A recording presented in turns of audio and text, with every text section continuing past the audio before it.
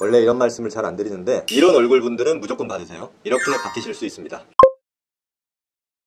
안녕하세요. 청담동 더시엘 클리닉 안티에이징 시술 12년차 이승윤 대표원장입니다. 안티에이징 시술 14년차 대표원장 최민입니다. 요즘에 볼필러 시술이 굉장히 유행이라고 들었거든요. 네네. 근데 볼필러 시술이 가격 대비 효과가 그렇게 좋은가요? 볼필러 시술이 만족도가 굉장히 좋아요.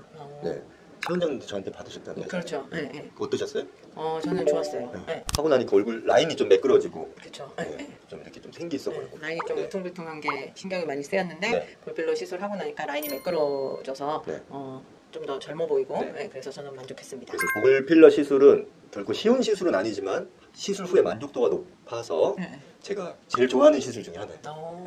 그러면은 볼필러는 정확히 어느 부위에 시술이 들어가는 거죠? 사람들이 볼이라고 하면은 부르는 부위가 다 제각각인데 일반적으로는 요 옆광대 밑에 여기 쏙 꺼진 부위 그러면 이제 땅콩형 얼굴이 되거든요. 그래서 옆볼, 그래서 옆볼 필러, 옆볼 부위. 광대뼈 아래쪽. 그 다음에 여기가 쏙 꺼진 분들이 있어요. 남자분들 그런 분들 많거든요. 요즘에 또 운동 열심히 하시는 분들 많아가지고 막 체지방 빼고 그러면은 몸은 엄청 좋아지는데 여기가 점점 이렇게 돼요. 그래가지고 좀 약간 좀 나이 들어 보이고 몸은 이런데 얼굴은 수척해 보인다든지. 그래서 어제도 남자분 오셨는데 운동 엄청 열심히 하셔가지고 팔뚝 이러시고 막 하시는데 소위 말 요즘에 헬창 분들 그런 분들 오시는데 왜 이렇게 됐어요? 그래서 여기 필러를 여기다 넣었죠. 그래서 이렇게 45도에서 보면은 광대뼈가 너무 부각되고 여기 밑에가 훅 들어가거든요. 그래서 이제 그런 게 싫으시니까 이제 여기를 좀 이제 필러로 채우는 거죠. 마지막으로 여기 앞광대 부위 있잖아요. 눈 밑에 여기를 앞볼이라고 부르기도 하거든요. 그래서 요 부위도 해당이 될 수도 있겠죠. 여기가 납작하신 분들.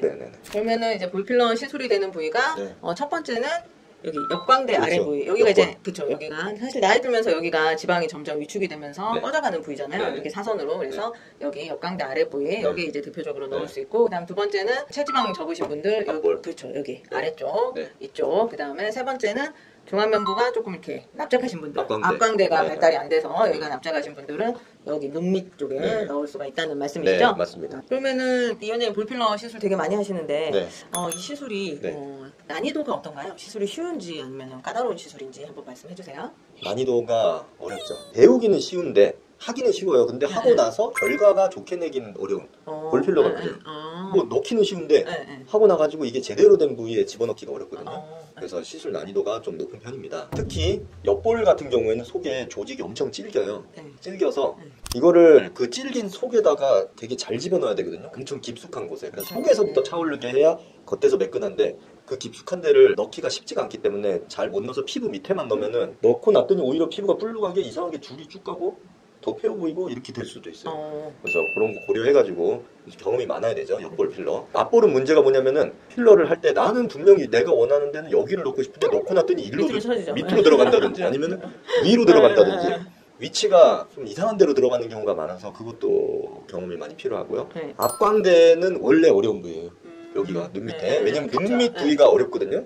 그래서 앞광대는 눈밑이랑 연결되어 있기 때문에 앞광대 부위랑 눈밑이랑 어떻게 티가 안 나게 이렇게 매끈하게 시술을 하냐 이게 핵심인데 사실은 가장 어려운 부위입니다. 앞광대가. 그럼 볼필러는 전반적으로 좀 어려운 시술이네요. 그렇죠. 뭐 모든 필러가 다 잘하려면 어려운데 볼필러도 쉬운 시술은 아닙니다. 그러면은 이렇게 어려운 볼필러 시술을 할 때 이 원장님만의 노하우가 있으실까요?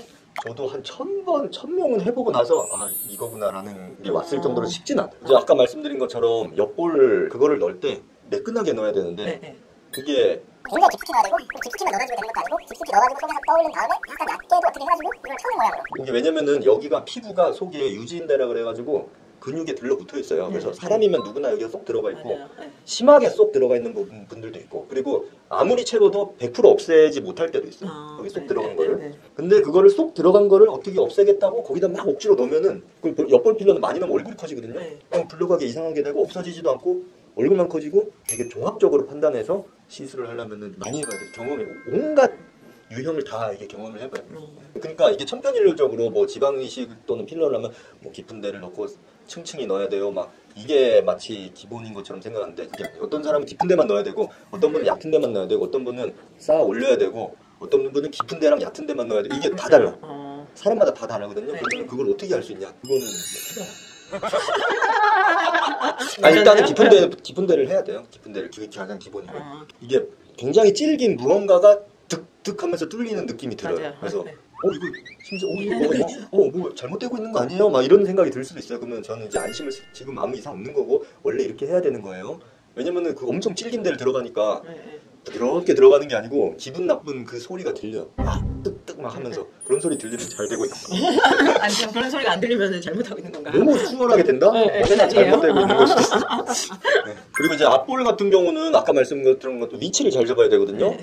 디자인을 사실 잘해야 되고 그래서 이제 앉아서 필러 하시는 원장님 많으세요. 그렇죠, 그것도 그렇죠. 좋은 방법이고 근데 저는 지방이식 수천 명 다 누워서 했기 때문에 필러도 누워서 하고요. 디자인 한 후에 누워서 합니다. 누워서 하는 게 저도 편하고 환자분들도 편하고 그리고 그 대신에 누워서 하는 경우에는 위치가 바뀌어서 그거가 경험이 있어요.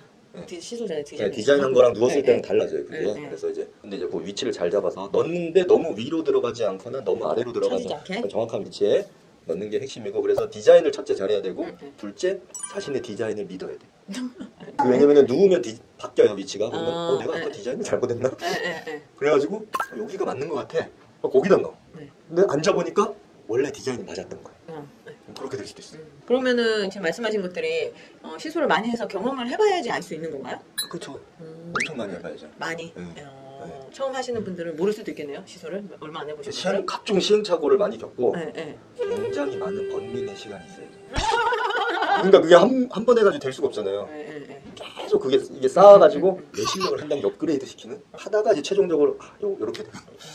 아니 근데 저는 컴플레인은 제 자랑이 아니고 진짜 적은 편이에요. 원래는 보통 병원 가면 아침에 출근하면 컴플레인 환자부터 쭉 앉아있거든요. 근데 컴플레인은 진짜 없는데 그거는 이제 할 때마다 진짜 잘하려고 해서 그런 거고 근데 대충 하면은 컴플레인 진짜 많죠. 그러면은 볼필러 시술을 하면은 정말 효과가 좋겠다 이렇게 딱 보여지는 그런 얼굴형이 있을까요? 아까 말씀드린 것처럼 여기 푹 꺼지신 분들 여기가 푹 땅콩 얼굴 그 다음에 여기 앞볼 여기 푹 꺼지신 분들 앞볼이 꺼지신 분들 여기가 꺼지면은 여러 가지로 인상이 막 좀 안 좋아 보여요.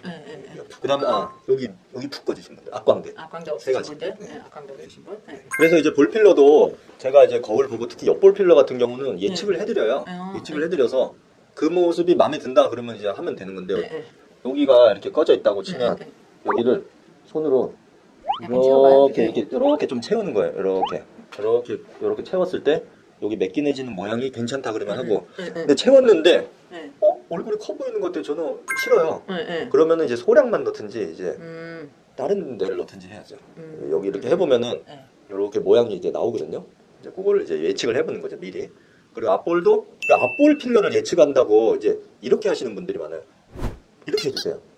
이렇게. 그거 절대 그렇게 안 됩니다. 그리고 만약에 그렇게 저한테 물어보시면 이렇게 안 돼요? 정말 그렇게 원하세요? 이상하잖아요. 이상해요. 그렇게 하는 게 아니고 여기 손으로 살짝 이렇게 채워보면은 채워보면 그 모양이 대충 나와요. 이제 그런 식으로 이제 예측을 하는 거죠. 앞광대도 손으로 이렇게 살짝 해보면은 이제 모양이 대충 나오거든요. 이제 그런 식으로 예측을 해서 이제 시술을 합니다. 그러면은 이런 볼필러 시술의 유지 기간이 어떻게 될까요? 유지 기간은 이제 필러의 종류에 따라서 다른데요. 이제 우리 일반적으로 히알루론산 필러를 많이 써요. 그래서 히알루론산 필러는 이제 평균 1년 정도 효과라고 보시면 되고요.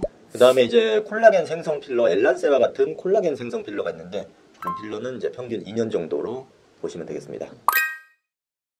이번 시간에는 볼필러에 대해서 구체적으로 다뤄봤는데요. 앞볼, 옆볼, 앞광대 이 세 가지의 차이점과 볼필러로 효과 보기 좋은 얼굴 유형 그리고 유지기간에 대해 말씀드렸습니다. 이번 영상을 통해 볼필러 시술에 도움이 되었으면 좋겠고 또 반드시 경력이나 노하우가 많은 의료진에게 치료를 받아야 한다는 점 당부드리고 싶습니다. 그러면 다음 안티에이징 이야기로 찾아뵙겠습니다. 감사합니다.